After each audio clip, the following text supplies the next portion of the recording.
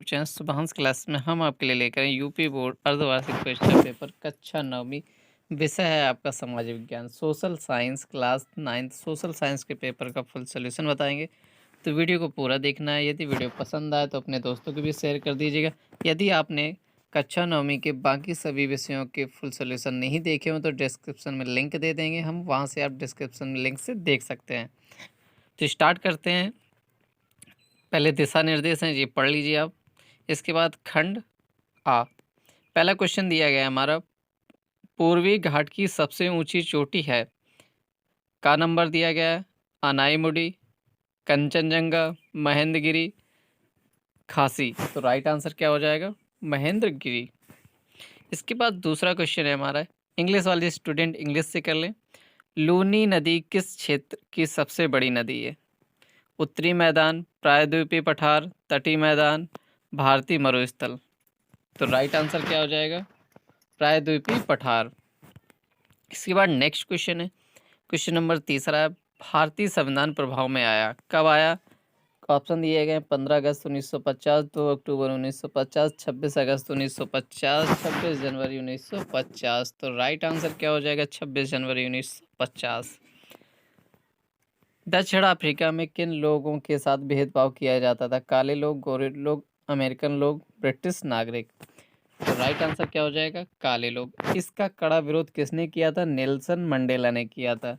इनकी आज़ादी के लिए नेल्सन मंडेला ने आंदोलन छेड़ा था और उन्होंने ही काले लोगों को समान अधिकार दिलवाया। यदि वीडियो पसंद आ रहा हो तो वीडियो को लास्ट तक देखिएगा।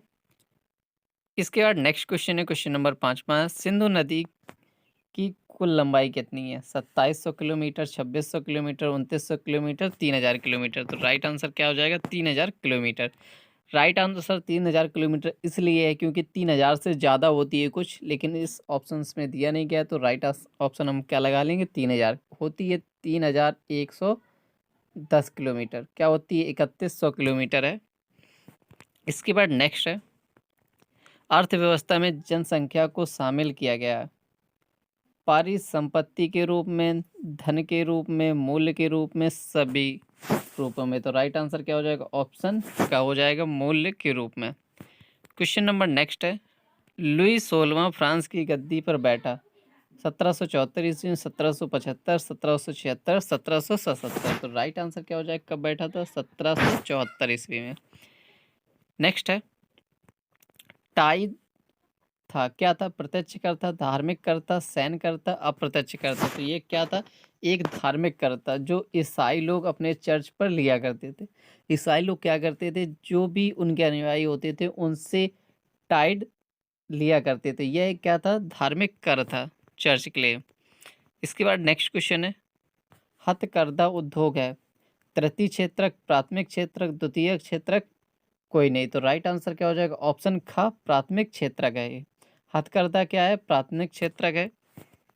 क्वेश्चन नंबर नेक्स्ट है 10 है, रूस का मार्क्सवादी क्रांतिकारी तथा सिद्धांतकार था, कौन था? कॉमिंटन, रूसो, लियान ट्रॉस्टरी, इनमें से कोई नहीं। तो राइट आंसर हो जाएगा लियान ट्रॉट्स्की। इसके बाद नेक्स्ट क्वेश्चन है, असुरक्षा किसके प्रति एक माप है? निर्धनता के प्रति, संसाधन के प्रति, व्यवसाय के प्रति, ये सभी। तो राइट आंसर क्या हो जाएगा ये सभी। क्वेश्चन नंबर नेक्स्ट है, एल नीनो है। एल नीनो क्या है? ठंडी समुद्री जलधारा, गर्म समुद्री जलधारा, जेट वायु, इनमें से कोई नहीं। तो राइट आंसर क्या हो जाएगा ठंडी समुद्री जलधारा। इसके बाद नेक्स्ट क्वेश्चन है 13वां क्वेश्चन, भारतीय संविधान के जनक माना जाता है डॉक्टर राधाकृष्णन को, डॉक्टर वी.आर. अम्बेडकर को, डॉक्टर राजेंद्र प्रसाद को, पंडित जवाहरलाल नेहरू को। तो जनक किसे माना जाता है? वी.आर. अम्बेडकर को। लेकिन ये सभी शामिल थे इसको बनाने में, लेकिन जनक मेन किसको माना जाता है? Doctor VR. अम्बेडकर को।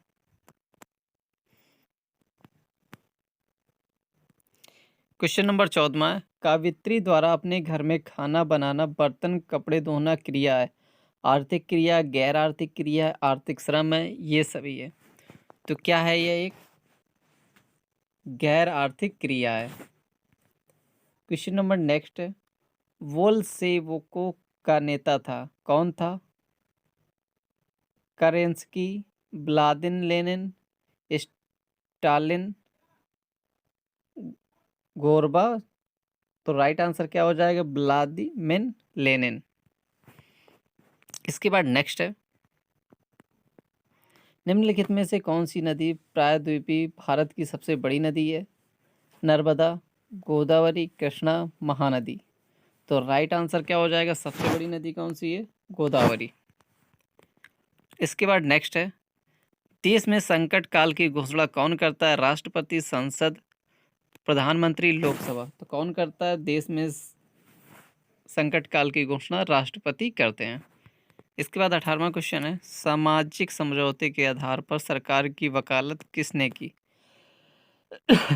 डार्विन, स्पेंस, रूसो, मॉन्टेस्क्यू ने। तो राइट आंसर क्या हो जाएगा? ऑप्शन का डार्विन ने। क्वेश्चन नंबर नेक्स्ट है, जनगणना 2011 के अनुसार कर्नाटक की कुल जनसंख्या कितनी थी?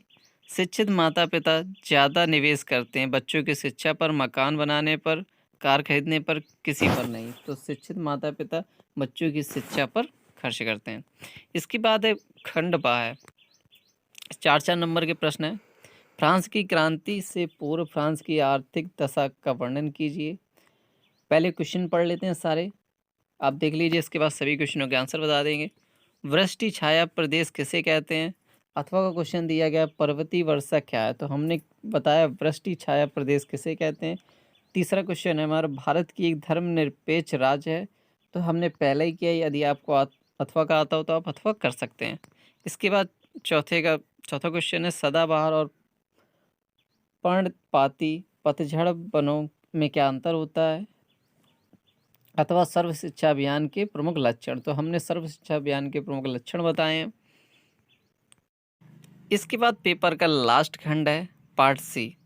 पहला क्वेश्चन, 5वां क्वेश्चन है, भारत की स्थलीय और तटीय सीमाओं का वर्णन कीजिए। तो हमने भारत की 4 ऋतुओं के नाम, ग्रीष्म व शीत ऋतु का वर्णन किया गया है। 6वां क्वेश्चन है, लोकतंत्र के गुणों का वर्णन कीजिए। तो गुणों का वर्णन किया गया है। इसके बाद नेक्स्ट है 7वां क्वेश्चन है, 2 क्वेश्चन दिए गए। तो हमने उत्पाद किसे कहते हैं? उत्पाद के विभिन्न साधनों का विस्तृत वर्णन किया है। क्वेश्चन नंबर 9वां है, भारतीय संविधान का निर्माण कब हुआ और कैसे हुआ? इसका वर्णन किया गया है। और इसके बाद मानचित्र कार्य है। तो ये सारे क्वेश्चनों के आंसर बताने वाले हैं, तो वीडियो को पूरा लास्ट तक देखना है। क्वेश्चन छूट गया हो तो एक बार फिर से मिला लीजिए। पूर्वी घाट की सबसे ऊंची चोटी है महेंद्रगिरी है। दूसरा क्वेश्चन था हमारा, लूनी नदी किस क्षेत्र की सबसे बड़ी नदी है? तो किस क्षेत्र के? प्रायद्वीपीय पठार की है। नेक्स्ट तीसरा क्वेश्चन था, भारतीय संविधान कब प्रभाव में आया था? तो 26 जनवरी 1950 को आया था। इसके बाद नेक्स्ट क्वेश्चन है, घ नंबर है, दक्षिण अफ्रीका में किन लोगों के साथ भेदभाव किया जाता था? काले लोगों के साथ किया जाता था। इसके बाद 5वां क्वेश्चन है, सिंधु नदी की कुल लंबाई कितनी है? तो 3000 किलोमीटर है। इसके बाद नेक्स्ट क्वेश्चन है, अर्थव्यवस्था में जनसंख्या को शामिल किया गया है तो किसके रूप में? धन के रूप में। इसके बाद नेक्स्ट 7वां क्वेश्चन है, लुई 16वां फ्रांस की गद्दी पर बैठा तो 1774 ईस्वी में बैठा था। टाइड था, क्या था? एक धार्मिक कर था। हथकरघा उद्योग आता है तो किस में आता है? प्राथमिक क्षेत्रक में आता है। रूस का मार्क्सवादी क्रांतिकारी तथा सिद्धांतकार था, कौन था? Leon Trotsky. इसके बाद नेक्स्ट क्वेश्चन है, असुरक्षा किसके प्रति माप है? तो ये सभी एल नीनो है, क्या है ये? ठंडी समुद्री जलधारा है। क्वेश्चन नंबर नेक्स्ट है, भारतीय संविधान के जनक माना जाता है तो डॉक्टर BR अम्बेडकर जी को माना जाता है। क्वेश्चन नंबर 14 है, कावित्री द्वारा अपने घर में खाना बनाना, बर्तन कपड़े धोना क्रिया है तो ये क्या? गैर आर्थिक क्रिया है।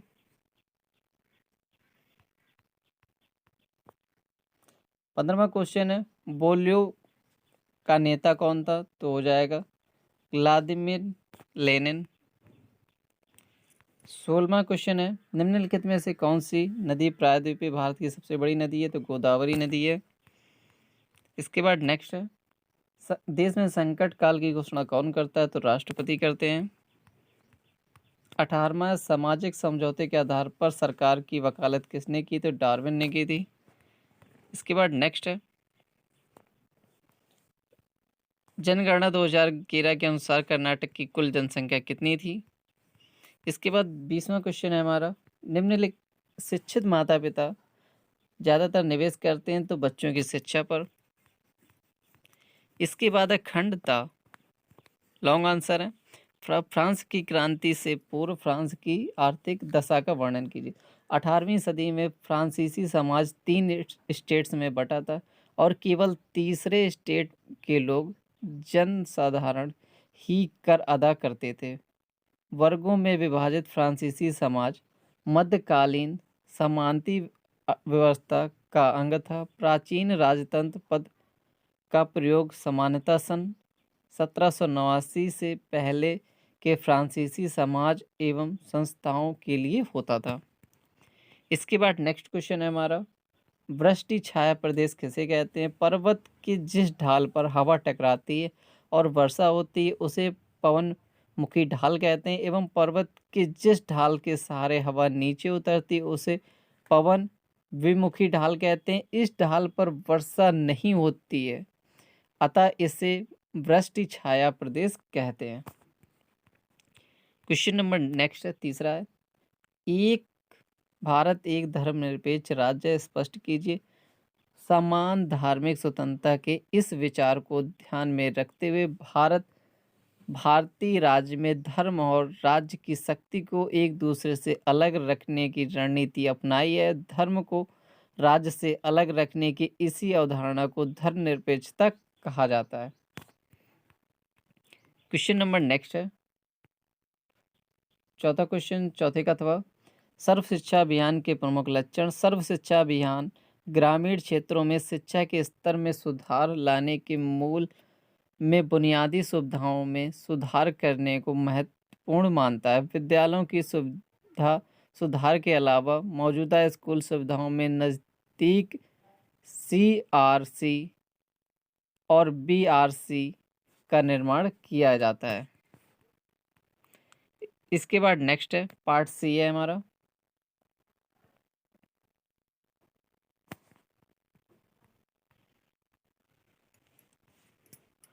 पार्ट C का पहला क्वेश्चन है, भारत की स्थलीय और तटीय सीमाओं का वर्णन कीजिए। या अथवा का दिया गया भारत की 4 ऋतुओं के नाम। तो भारत की 4 ऋतुएं वसंत ऋतु चैत्र से वैशाख, दूसरी ग्रीष्म ऋतु जेठ से आषाढ़, वर्षा ऋतु सावन से भाद्रपद, शरद ऋतु अश्विन से कार्तिक तक। इसके बाद नेक्स्ट क्वेश्चन है, लोकतंत्र के गुणों का वर्णन कीजिए। लोकतंत्र एक प्रकार का शासन व्यवस्था है जिसमें सभी व्यक्तियों को समान अधिकार होता है। एक अच्छा लोकतंत्र वह है जिसमें राजनीतिक और सामाजिक न्याय के साथ साथ आर्थिक न्याय की व्यवस्था भी है। देश में एक शासन प्रणाली लोगों को सामाजिक, राजनीतिक और धार्मिक स्वतंत्रता प्रदान करती है। क्वेश्चन नंबर नेक्स्ट है, 7वां क्वेश्चन है, उत्पादक किसे कहते हैं? उत्पादक के विभिन्न संसाधनों का वर्णन कीजिए। वे हरे पौधे जो प्रकाश संश्लेषण क्रिया से सूर्य के प्रकाश और क्लोरोफिल की उपस्थिति में अकार्बनिक पदार्थों से कार्बनिक पदार्थ का निर्माण करते हैं, उन्हें उत्पादक कहते हैं।